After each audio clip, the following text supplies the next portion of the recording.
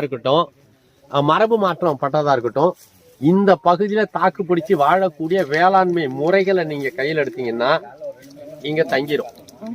அது தன்னியல்பா வாழ ஆரம்பிச்சிடும்.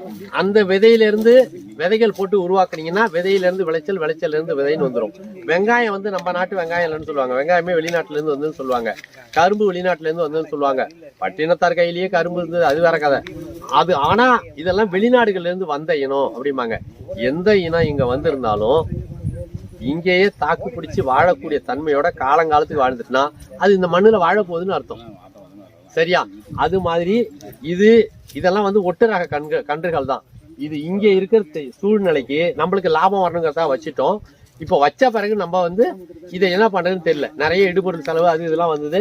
அதனால நம்ம என்ன செய்யறோம், எந்த வேலையும் இல்லாம தமிழர் வேளாண்மை முறைக்கு இதை மாத்துறோம்.